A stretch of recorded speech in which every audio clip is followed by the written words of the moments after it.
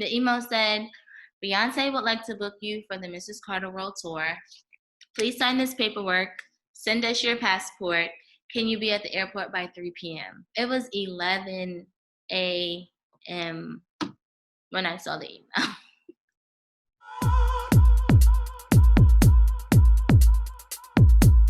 Welcome to Real Quick. You, Dnay, are one of the lucky ones in the world that gets to work with the queen of our whole life. First of all, first and foremost, I am like a member of the Beehive, so That's got to be I'm still crazy. pinching myself with each and every opportunity.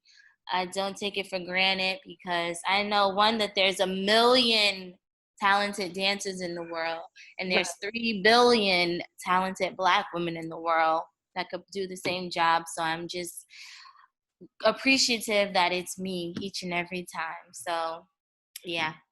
Yeah, I mean, it's got to feel awesome. I'm curious because that's got to be an ultimate goal for so many different young people, not even just Black women, but just young people that go into dance. Right. To be able to support someone like her, someone like Prince, someone like Mariah. You know, there's these top tiered people, right? So I'm curious about your start into dancing. Did you know that you were going to go that route with your career, or did you just want to dance? I knew I wanted to dance and support artists. When I was little, I just knew I was going to be on Soul Train. Like, I just knew I was going to be a Soul Train dancer because it was so incredible to me. Everybody was so creative and expressive, and I just loved that. But I knew I was going to be a dancer, like, forever. I never wanted to do anything else. I never spoke about being anything else. Even in the yearbooks, like, when they would ask, like, what are you going to do? Like, what are you going to be? A dancer, a performer. I just knew I was going to be on someone's stage. So, yeah. I mean, listen, that's an incredible thing to know that, but then to make it happen. Like, thinking I was going to, like, knowing that would be my life. Right. That's so incredible. I love that. I forgot to ask you what I always ask everybody when they first come on here, to tell us, besides your name, who you are and one thing you love most about who you are. I am a mother. I am a daughter, sister, a friend, a lover of life, a creative, and quite an outspoken person, and pretty lit, actually. If you get to know me, like, I love to have a good time. And that's one thing that I really make sure, like, tomorrow's not promised. So I really live each and every day like it's my last day. And that's one thing that I love about myself. I don't take time for granted because you can't get it back. No. Like, time is a gift. So I make sure that I live each and every minute to the fullest. Like, I am always having a good time, whether it's by myself, at a party, at church. Like, I am always having a good time. And that's one thing I really love about Dnay. I love that. That's good. That means that's just such a nice thing to say about yourself, right? To know that these are all the awesome qualities that you possess. And that you actually love these things about yourself. I love asking people that, just to kind of get an idea of how they treat themselves. Right. Yeah. And you treat yourself well. I do. I try to give myself little facials now. I didn't used to do that. It's very new, but I like to have, like, self-care days. Like, I started seeing it on Instagram a lot, and I was like, what does that even mean? So I started, like, diving into that. Oh yeah. Outside of having a good time, just taking care of, like, my body, my skin, all those little things. Yeah, I see. I see. And you Work. can't be a dancer without taking care of your body. That is one of those, misconceptions, I think, is that, you're just tip top shape, but all the time you're in pain a lot because you're ripping your muscles apart every day. Always in pain. Oh, but you know what?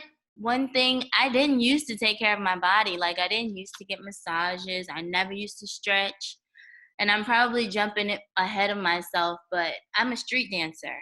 And I grew up, like, dancing in parks and at block parties and on concrete. That's no good for your body, you know? So now I take the time to stretch. I take the time to see a PT. I take the time to, take baths. Those are things I never used to do, like younger, but now crossed over. Yeah. Things start to change. You Because get different everybody says that change. to you, yo, whenever you're growing and change and getting older, everybody's always like, "Oh, well, you just wait." And I'm I'm like, telling you, "Oh, please, I take care of myself. I do this, I do that." Trust and believe, no matter who you are, these bodies that we have, I'll tell you that. yeah, it's very easy to not be okay. Well, Dnay, I want to know because you said you're a street dancer. So, what was that time like when you first knew in your heart, in your soul, in the pit of your gut that you had something special? Oh man. I think growing up, I was always very different. I went through a time in junior high school where I was battling like a hair scalp situation, and I had lost all my hair. Oh, wow. Um, but one thing that like brought me a lot of joy was dance. Like my mom would piece my little hairs together. Like she would give me braids on the edges because I had no hair in the middle. Wear it up in a ponytail. And kids used to tease me. I was very like I had a very funky style in middle school. So I just had a lot of things going on. I was the darkest girl in my school. Kids can't wait to get So it. they had a lot of things to say about me, but I was so confident in my dancing, and it brought me so much joy that I couldn't wait to do shows and just perform and express myself and express my sadness, express my anger, express my happiness like through dance. So I think that was one of the things that really like stuck out to me, and I knew that it was something that I wanted to do and that it would be my life forever. You know what I mean? Like that it would make me really happy. And I felt like that was something really special because a lot of kids would be like, oh no, I can't do any shows. I don't have any hair. They call me a boo boo every day. Like they literally had so many names for me. But I didn't let that tear me down. And that's when I knew I had something like special in my heart, like a different calling for it. Like we were like soulmates, like from young. So I think that would be like one of the moments where I was like, yeah, something different about this. I think I'm gonna do it full time That's forever. dope. Girl, that's so divine and dope. I just because I'm listening to your stories about your childhood, especially when it comes to going to school and dealing with the way kids are. Um, and I've dealt with it too, I've always been a plus size person. So Mm-hmm. coming up, that was always a thing that they latched on to and made fun of or whatever. And I knew that in myself, it didn't matter to me. It hurt my feelings, but I was just like, that doesn't matter to me. I knew that early, but I also started making fun of myself and using jokes to kind of like counterbalance it, and then they just stopped making fun of Yeah, me yeah. in general. But I'm curious about your comeuppance in that because you just seem like you didn't care, and I'm like, how did you get to that point in such a I did care, but I didn't let them know that I cared. Like kind of how you made jokes about it. okay, I used to go home, I used to cry, but one thing that my parents instilled in me is just to love myself. And that's been from young. Like, they always told me, Dnay, you're beautiful. Dnay, you're talented. Dnay, like, they always, used a lot of positive reinforcement. And they were so active and present in my life that it didn't matter what they were saying because I knew that there were people that loved me and that truly cared about me. If they didn't want to be my friends, that's cool. I got my sister, I got my cousins. Like, I know we're going to get together. We about to do a little show. We're going to record it. And that's more fun to me than anything else. So my foundation was strong. So it wasn't that it didn't hurt my feelings because it did. I think every little girl when they're growing up wants to be liked by a little boy or, yeah, something. You want that kind of interaction, that attention. But I knew I had a greater attention at home. And I just let that drive me like through everything. that's dope. I'm young. You're right. That's dope because listen, that's your first lesson in knowing that the world isn't the greatest thing, and that Right. people around Exactly. you that just aren't for you. But that's Everybody is hard. not going to agree with you with the way you look, with the way you talk. That was another thing. They used to hate the way I talk. Like high school, all the girls hated me. Oh, she's too sarcastic. The faculty hated me. Um, I remember my principal, he didn't even let me go to my graduation. I didn't get to go to graduation, my 12th grade graduation, because these girls wanted to jump me in my school. And I called my mom from the bathroom, What? feet up on the toilet, like, Mom, I heard them talking. They're going to jump me. My father came to the school. Fast forward, we had a whole like peer mediation. The parents were there and the kids were like, oh, we don't like her because she talks too sarcastically. And the parents were looking at their kids like, y'all don't like this girl because she's sarcastic? Sounds like jealousy to me. And I was like, That's a I, weird thing to even pick up on to not, that's weird. in high school, like literally my parents had to come to the school. The principals didn't like me because the teachers, it was very interesting. And after my father came, when I went to school the next day, he told me, I'm gonna get the last laugh, because my father threatened him. He's like, how do you feel being intimidated by somebody? Like, this is how my daughter feels every day that she comes to this school. And he told me the next day, I'm going to get the last laugh. I went to pick up my cap and gown. He was like, what are you doing here? You're not graduating. I was like, what do you mean? I'm dancing. Like, I'm all excited. He was like, no. And he did not give me my cap and gown. I was not able to go to my graduation. It was literally like, bro, are you kidding me? What? Yeah. But that, even with that, I was still like, it's okay. I'm gonna just get my diploma after summer school. He had deleted my Regent scores off of my transcript. That's how much he disliked me. That's actually like next level. Should that be illegal? I'm sure it was illegal, but I feel like we didn't know what to do. And I was so broken that I was just like, dang, this is my graduation. I worked That so hard for this and you just stripped it away from me. I was like, it's okay. Don't even worry about it. And I mean, I girl, just push right. forward. That's nuts. And you know what really something that really struck me, like remember those Jenny Jones talk shows where it was like Yeah. back then y'all were all like, picking on me and now so I'm thinking about that with you like y'all Huh. really tried my life. They really did. All of them. The kids and the adults. Now I've never heard that before in my life, Dnay. That's next level crazy. What Girl. school did you go to? Shout them out. Look. But now they're a much better school. It's public school, repertory company for the theater arts. So it's like, it's a smaller school. It's in town hall. When I graduated, it was only like 15 people in the graduating class. It's a really tiny school. But it's in Times Square. I was like, even when I was looking for schools, my mom was like, why do you want to go here?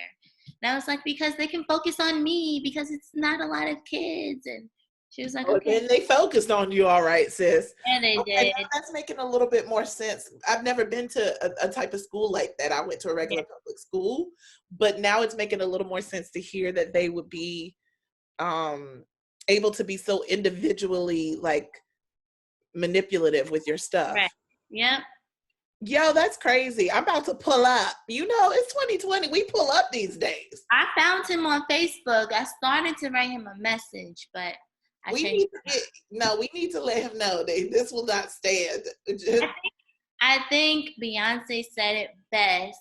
She said, always stay gracious. The best revenge is your paper. Something like that. She said something like that. It's something. It's either Beyonce or in the Bible. One of them. They're like, It's like kind of it's hand in hand. exactly. Oh But my gosh. I let like all my accomplishments speak, Ooh, they speak highly, sis. They speak and highly. I Good for think they you. feel bad about what they did to me. So it's Good okay. for you then. I mean, you don't need them. No? You never did. You never did. Period. You were special with or without them. And look what you've done.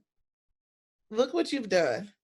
Huh, sorry. Did I take us off course? I just told you like 5 different stories and No, 10. I love that story, and I'm so glad you shared that with me because I mean, a lot of people go through so much silliness. It's not even just school, high school, Right. beyond, Right. career wise. And it's just realizing and knowing that doesn't matter. Those are mere distractions and also blessings, Blessings. because Yeah. your blessings, and I've been having this conversation a lot lately, your blessings are literally wrapped in the things that you don't like. Every time. Because if your blessing was just perfectly packaged for you in this wonderful thing and Beyonce literally brought it to you, that's like, come on, that's easy. Yeah, it's way too easy. It's blessings, it's lessons, and I'm so happy that I received them so early and in my life, Yeah. because when you come to an industry like this one that I'm in right now, a lot of people don't make it because they're not prepared. They're not prepared for the colorism that's happening, the hate that's happening, the competition that's happening. It's one thing to think you're the best, but you're the best. Like, I'm the best from Harlem, but there's a girl from Kentucky that's the best in her city. Like, now you're competing against the best from everywhere, and everybody got different stories to tell, different walks of life that they coming from. And you just need to be prepared for that. A lot of people think that it's easy. That's what the TV presents to it, that it's just easy. Oh, you hop on stage for 3 minutes, but they don't see the work behind that. You know what I mean? So I'm grateful for those lessons and for those blessings that I received very early on. Yeah, you've been prepared and you feel prepared. Yes. Well, speaking of preparation, Dnay, like, how does one even get to this point of Beyonce dancer stardom? Like, because like you said, you're a street girl, you're a street dancer. God. Amen. God did it. You speaking my language, sis. Yeah. I think God bless. He put a special light in me that he needed for me to share with the world, honestly, because though I auditioned for her at least 4 times, when he finally presented the opportunity to me, I kind of just, like, the door was open and I literally just walked in. Like, my talent, like what I had to offer, it just walked me through the door. So I was doing a live submission with Luam. She's a choreographer from New York. She's like my big sister, my mentor. She's a really beautiful person. And at the time, it was Frank Gatson, who was Kelly Rowland and Beyonce's creative director. So he came in to see the live performance. He was like, I love this girl. I need her to come to LA. I want her to teach Kelly her isms and, all that funkiness that she has about her, whatever. They flew me to LA on a buddy pass. Going there was great. Trying to get back home, I was stuck in the airport for 2 days. I was just grateful for the opportunity. What? Like, all the flights were so booked. There was no seats. I just sat there. I didn't know many people in LA at the time. So I was just at the airport, like, kicking it until you didn't call nobody, please come get me. I ain't have nobody to call. I didn't want to be a bother to anybody. I was like, I'm cool. I could just sit here. Like, I'm chilling. And then when I finally did get home, I didn't get paid for a couple months. So I had sent the email like, hey, is the check coming soon? And he was like, oh my God, I'm sorry. Come to Alvin Ailey. I'm going to write you a personal check, whatever. When I get there, he's like, I'm so sorry this happened. Is there any way I can repay you? Do you want to do Beyonce for the Billboard and Oprah performances? Are you busy? Wait. This is what I'm saying. I want to run around an entire church right now. That's know that? I did. Literally. I was like, do I want to? Stop everything. Okay. Question? First of all, you came humbly because we know how we feel about our money. Listen. So first of all, you came humble with it, even though it had been majorly delayed. And because you were so humble with it, and because it was so majorly delayed, that made Frank open up his heart to say what he said, and God. That was God, clearly. But just to casually, I mean, he knew your talent. He invested in your talent already. He knew what he was getting himself into. But then to just casually say to you, do you want to do Beyonce? Do you want to do what now? You just slid that in there. The Oprah, and it was Oprah finale, like the last episode you'll ever see of Oprah. That's why I was like, you said the Oprah finale? The finale? What? Yes. Exactly. Like, What did so, your face look like? I tried to keep it real cool and like It real was like, oh, calm. let me check my schedule. Like, I gotta let you know. I already knew the answer. Like, what you Literally mean? shaking in your Somebody know? So that was like the first introduction to the Beyonce world. But I was and like not in my feelings, but I wanted to be so perfect because when you watch those performances, those girls are so pulled and poised, and I was the opposite of that. So I'm like, y'all want me to dance with these girls? Like, and then you saw it was like 60 girls at that performance, and I was one of the principal dancers. That's why I specify principal, because she used so many girls, so many dancers, and she's on everybody's resume. So I'm like, I don't Right. want people to be like, oh yeah, she's just another one. She was holding the flag. Like, not taken away from any of the girls that be holding the flags, because Listen, that's because a I'll lot of sign up hard to be work. it. But I was a principal 12. Like, it's a little different. Sounds disciple-esque to me. And Jesus had 12 friends. You know? And that led to me doing the countdown video. Eventually down the line led to me doing Super Bowl, which was like, and even back when I was doing that, I didn't talk to anybody. Then the countdown video, I was like showing them some like steps that we do in Harlem or whatever. And they're like, oh, that's not her real voice. You don't really talk like that. And I was like, kind of do. This is how I talk. So that was like the thing. I was like the girl with the interesting voice, that her voice didn't match her dance moves. Like, that was like the thing. And then once again in 2013, I sent another text like, hey, Frank, if you need any girls for Super Bowl, I'm available. And he was like, he didn't respond at first, but then 2 days later, he was like, can you come down to Alvin Ailey? We want to see what you look like. Da, da, da, da, da. I was like, whoa. Once again, just God, Which one, the solo or the Bruno? The solo, when the Okay. lights went out. Yes, when The Super Bowl when got channeled postponed. literally all the energy and She took everything from I the was room. like, She was snatching wigs and electricity that night. no, it was epic. So you got on to Right. that particular gig. Yep. And that was like another big step into Beyonce world, because then from there you became. That was literally the audition for Mrs. Carter World Tour. Right. And Because I was like, from there you've been everywhere with her. No one knew that was the audition at all, which is a whole other thing. Wait, so whose audition? Did Frank just decide to cast a bunch of girls and was like, I'm gonna also use it as an audition? So I don't know how they got all the girls, but once they got us all in a room, every rehearsal, the whole process was an audition for Mrs. Carter Tour.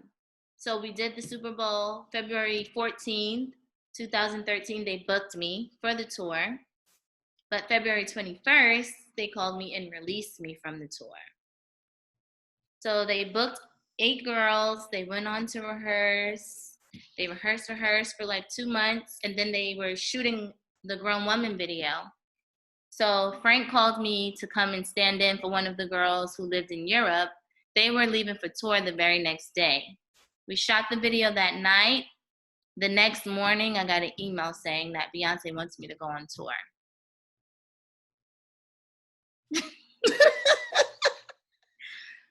They rehearsed for 2 months. That's what I'm trying to put together in my brain, Dnay. This math.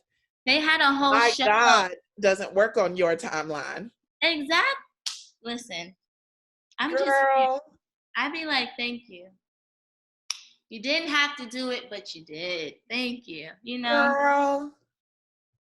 So you didn't even get to be a part of that, but that didn't stop you from doing your thing. And then you get this call to be a stand-in. Something where most people would be like, I mean, I think most people would say yes because it's a Beyonce opportunity, but a stand-in, you know, I would be like, you said stand-in? But then that led you to be literally booked from No there. costumes. I showed up. I have no costumes. I ain't know no choreography. I just showed up at the airport. Nobody even knew, and none of the dancers knew, except Mandy, because she's my longtime friend. But none of the dancers knew. No band. I just showed up at the airport. The email said, Beyonce would like to book you for the Mrs. Carter World Tour. Please sign this paperwork. Send us your passport. Can you be at the airport by 3 p.m.? It was 11 a.m. when I saw the email. That feels like some extreme, I want to work for Diddy, making the band style. It's literally like, how challenge. it felt. Because girl, and that's New York City. Getting to the airport is a different beast. So you're already working with a deficit of time. Clothes was dirty. Had to go to the laundry. I ain't have no hair. Like I had to do a lot in a little bit of time. But I made it. You know, I was like, whatever it takes, I'm gonna be there. You did that, girl. And so you showed up and you showed out. What happened? What, I'm into your life now. I'm like, what happened next? Girl, then I ain't have no costumes. I ain't know no steps. So I was there booked as a dancer, but learning the show from the audience. So I was watching for a couple days, like shows, and then they would add me slowly into shows as costumes would become available that Beyonce didn't want to wear for the show. So they would give me her costume. You're like, I will kindly accept. So a lot of my costumes were different from everybody else's, but blended somehow, some way. Like, wait, so we didn't even know this because nobody knew. And I would just, as time went on, I would just add myself in the show and just stand right behind her. Because there was no time to rehearse to put me in. So as I felt confident enough to do a routine, I would be like, I think I'm going to come out tonight. And the captains would be like, okay, where are you going to stand? I was like, I'm probably just going to stand in the back, in the middle. And I would just come out and put myself in the back, in the middle. Dnay. And do the show. I am living for these stories. Are you kidding me? And just be back there, like, living my life. Oh my God. And I know that she had to catch, like, sight of that, or just because it seems like she is, I think she is personally invested in picking you for these things. That's how I'm seeing it. But I think it was like, after a while, she just got used to it and she wasn't like, tell her don't come out there. Because I'm trying to figure out, like, this rogue dancer in my old costumes. I would be like, girl, who is this? You don't scoot to the left. Could you get out of my shot? I would just be shot. A lot of the shots from Mrs. Carter is like Beyonce, and then my little head is like right off her shoulder. You probably didn't pay attention to it then, but now that you know. Now I'm going to be all up in it. See my little head like right off of hers. I love this. This is so cute. Does Beyonce know that you've been doing this? She's probably like, they all also think I'm like a little wild because when I tell you I have so much fun by myself, they catch me like, why is she having so much fun? Like, why is she like this? I think that's what they like. I feel like maybe that's what they admire, and they're just like, please, because that's half of the battle of working is being liked. Like, people like to work with people they like. That, and they want to be reminded of why they do it. We're out there performing to remind people, like, just for people to escape their lives, their troubles, their worries for 2 hours or whatever. Like, you're spending money to see this artist, and as the support for that artist, you want to make sure that people enjoy spending their money to see the artist. Like, and they're investing, in their good time. And I think that's something that they love, is that she's having a good time off the stage. So I know she's going to have a good time on stage, which is going to translate to my audience, to my people, to my fans. They're having a good time too, you know? Right, exactly. Exactly. I love that. That's such a dope story of getting yourself there, getting yourself in there, staying in there, coming back when you think it's over. I love that, girl. I love that for you. I want Thank to you. know more about how you, because now your little head ain't just back there. Now you right here. Woo! You right here, sis. I went looking. I said, look at today. What? And Okay. I'd be like, okay. You right here beside Beyonce getting slapped by the hair. I know you do. Because In the the fan is eye. going. Little hair be flying, you be tearing up, watering, like, Please, you be like, please, queen, just slap me with the tresses. I yeah. love it. Because you're still a fan. I'm still a fan. I'm a fan, such a fan of music and good music, you know. And she's always one up in herself, and you Always. appreciate that. Yeah, that's what it's overwhelming for me as a fan to just watch and consume her in the Hmm. way that her artistry reinvents itself. And even now, as her blackness has become so much more of who she is as an artist, that is just speaking directly to my soul. So I'm curious because I still get my whole entire life from Beachella Uh-huh. and from Homecoming. This is the Beachella wig. Also, I wore it just for Oh, you. thank you, because I noticed. I definitely noticed. But how does that freaking feel, Dnay? Because I still get goosebumps. I still cry. I'm still screaming and yelling and trying to be y'all. Listen, How does it feel to live it? speechless. Honestly, I mean, and at the time, the rehearsals were so much fun. Like, and there were so many, like I was saying earlier, everybody has something different to offer. And that was in the room. And 97% of the people in that room were Black. So it was literally like hanging out for me on the block, because you got people from Brooklyn in there bone breaking. Like, people take it as a specialty act, but that's like real life culture for Brooklyn people. Like, that made all of Brooklyn stand up, all the flex dancers, like, whoo, you know, that's different. You got people doing majorette dance. Like, it gives so much hope to so many different cultures of people. Like, I'm speechless. I'm still speechless. I watch it as if I wasn't a part of it. Brain would explode. I would just. I watched it at 3 a.m. on my phone, so I didn't wake up love my it. fiance and my son. Like, I was laying in bed, like, with the I would quiet. just cry all the time. Like I'm a part of. Do you know what that means? Like she was the first Black headliner for Coachella. She gave us Blackness unapologetically in so many different ways. She sang the Negro National Anthem.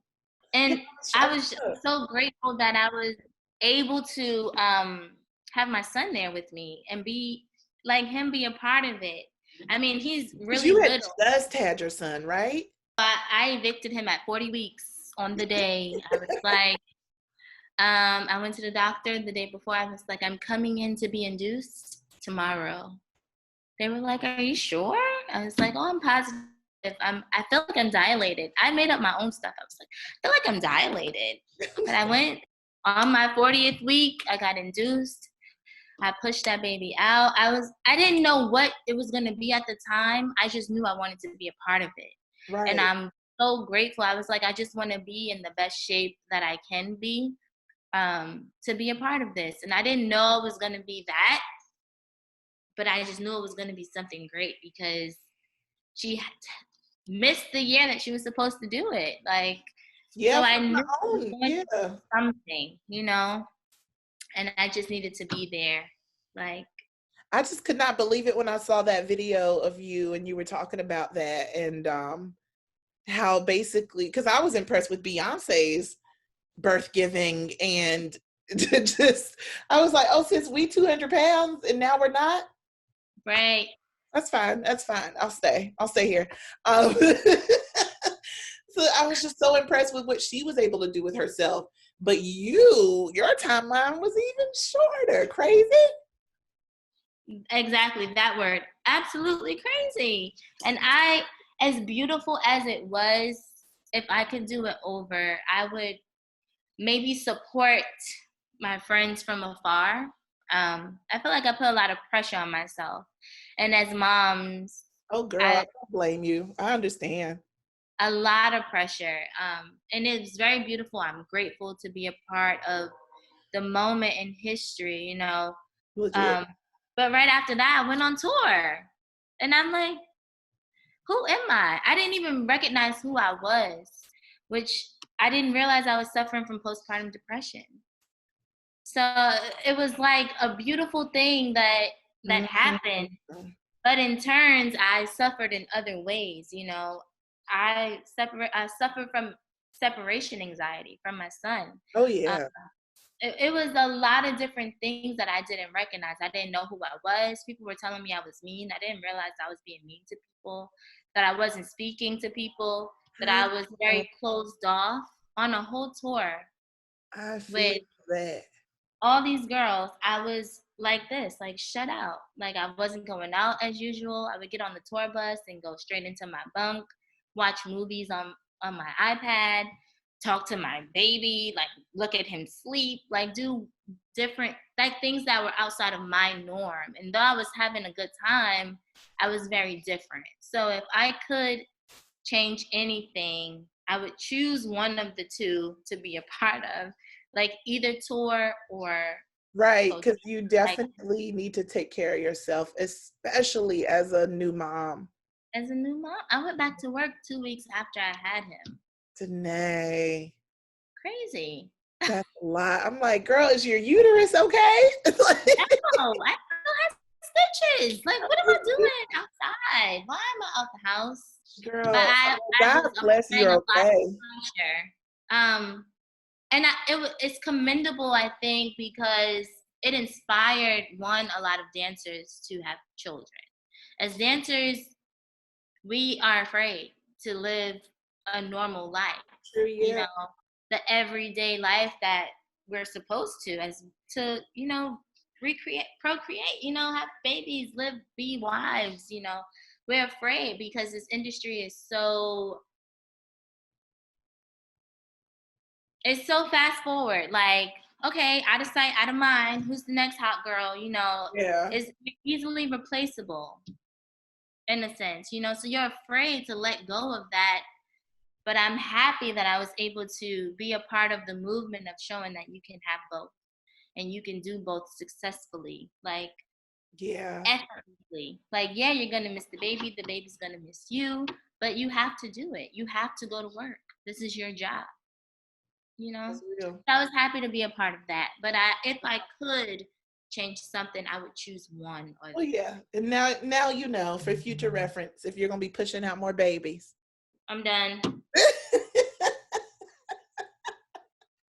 You're not one Done. of the ones that's like, oh, wow, love that. I want to do that again.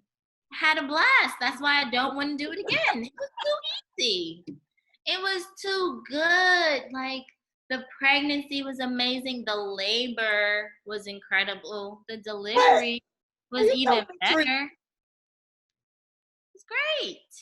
She is lying to me, y'all. I pushed that baby out in 14 minutes, okay? Popped him out. It So was you great. really did have a good time with this, huh? We had a talent show while I was in labor.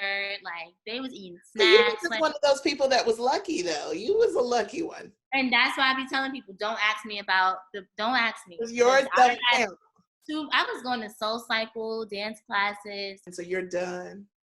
I think I'm done. I won't say never, but We'll I see. think We'll see. Because you've already proven that you can do extremes with your body and that you are very dedicated when you do anything. So thank I love that. Danae, I have a few more questions. I'm gonna let you get on out of here. Okay, sorry. Um, We're here living it up. I, I was loving your stories, man. It's just so inspiring and so beautiful to see that. Just a regular girl from Harlem getting her gigs on, okay? Gig Living. after Thank gig. you. Well, what about the meeting of Beyonce? I understand you're dancing. I understand you're a professional and that you have to pull it in and get your job done. But did the Beehive Dnay come out to be like, please let me hug you? Never. You couldn't bring it Never. out? No, it never comes out on any job. Like, I'm a fan of everybody. That's one. I'm in everybody's club because I just love music. I love that you Good can music. separate it though. That's dope. Yeah, it never comes out though. I don't even feel like we've ever really like sat down like one on one. Maybe after the baby, and she was so shocked that I was at rehearsal. She was like, they were like, Danae is here. She was like, Danae is here. You just She's had like, oh, yeah, she couldn't believe it. So she called me over and told me congratulations, gave me a big hug. And I was still breastfeeding at that time. So they gave me a little room so that I could go leave and like feed him, have mother. some time. She would be like, you can only go if you give him a big kiss from me. Like, okay. Like stuff like that is like, our moments. And in the back of my mind, the clubhouse Beehive Danae pops out and does a backflip, but never on the outside. Listen, teach us all, because I'm gonna have to hold it together when the time comes for me to You're gonna be so like, you're gonna be so calm. claim it. I claim the calm of Danae, a little bit of Amarion. Yes. I'll pull it together. No, girl, I hope that for me. Well, Danae, what is your ultimate goal as this girl who has become such a in-demand dancer? Because I know the calls come through, honey. I know the emails are in your inbox. um, I think eventually I would like to open or have a performing arts program. I've been like creating this curriculum for a performing arts program that's based on like building self-esteem while building the artist within you. Um, I want to put it in some schools and like just test it out. I do like little workshops now with like little girls, and we write letters to ourselves, and then we dance and we perform for the parents at the end.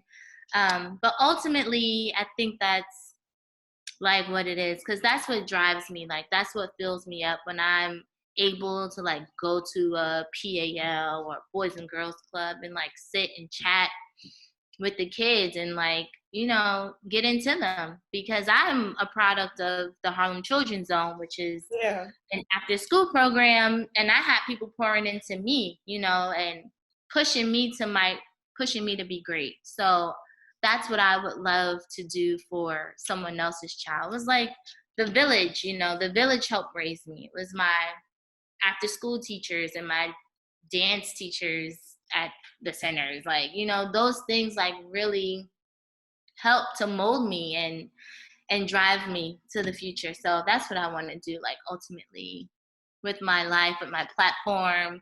People be like, you want to open a studio? I'm like, ooh, sounds like a lot of pressure. But I would like to have a little space in Harlem one day.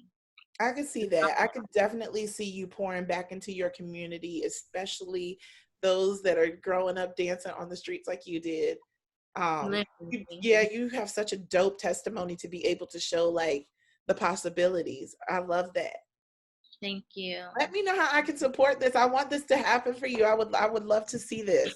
Listen, I'm getting it together. It's really hard with my schedule. No, that's understood. When I am like super busy, like the quarantine has been such a blessing. It's been sad, of course, with people losing family members, friends, but it's been such a blessing just to be still and just to hear, to listen to what, for me, I'm super spiritual, just to hear what God is saying, and what he's telling me to do, where he's leading me, to dig deeper into my passions. I've been taking classes like photography classes. I'm in photography school. I've always had a passion for photos, for pictures, for art, for, And it's just been such a blessing. Like, I've never seen so much creativity before in my life. People are, it's beautiful. Yeah, we're having to come up with new ways of getting jobs done and connecting and do it. So I it's been really interesting. I definitely have enjoyed it. And having conversations, like real life conversations, people doing research about stuff they never know about, stuff they wouldn't know about if we didn't have this time. Right. Like, it's been such a blessing and healing. Like, it's been healing for people, you know. Mm-hmm. Even with everything that is happening right now, I feel like we are finally taking steps forward. You know what I'm saying? Like, I feel like people are really becoming aware of the pain we have been going through. I'm just gonna say it, like, for my white friends, like, they are finally understanding why I'm like this, like why I'm so passionate, why I talk with my hands, why my neck moves, why my eyes get big when I'm frustrated. They're finally understanding, and without this downtime of quarantine, and people would not be making these strides. So I'm grateful. I'm listening. I'm hearing. I'm receiving. And once my schedule lightens up, I am gonna do this program. Like, because it's so important. They're taking all the funding out of the schools for performing arts, and we need it. That's why these kids are growing up fast, doing stuff they ain't supposed to be doing. Honey, because they is out here, honey. They out here looking older than me. Stressing me out. They are stressing. They wearing these lace fronts and eyelashes. Like, take that off. Like, whatever happened to the awkward phase? Why y'all not cutting one leg off like me and wearing colored fishnets? Like, that's what I was doing at 12. Not getting my lashes done. No. So I just feel like we need to bring back the creativity within the children and just remind them that they're kids and it's okay to be wrong, to be vulnerable, to grow, to understand exactly who you are before you start making these adult-like situations, adult-like decisions, and that's what the program is going to be based on, because these kids is crazy. They out here. And I'm raising a little boy. Like, I need him to be a child for as long as he can. Right. It's a lot. It's a lot happening, and I just want him to be prepared and to be a child for as long as he's supposed to be, and then have the tools to be a great man. So exactly, girl, I'm gonna pray, because y'all are very brave bringing humans into this crazy place. But that's what we're here to do. That's what we're here to do. Yeah, and so it's up to us to be able to create, hopefully, a better foundation for them to create a better foundation for, the generations to come. Because Lord knows, right now we are in a revolution. Well, Dnay, listen, you got the stuff on. You armored up. Listen, we gotta be. This is 2020, so you never know. You never know. Well, Dnay, thank you. I know that you have a million other places to be in the quarantine. Evidently, you is busy, booked, and blessed. Hallelujah, won't he do it? Amen, honey, because he's bringing blessings out for his children. I'm receiving. Yes. Receiving position. But thank you so much. Thank you for having me. I'm happy we were able to do this.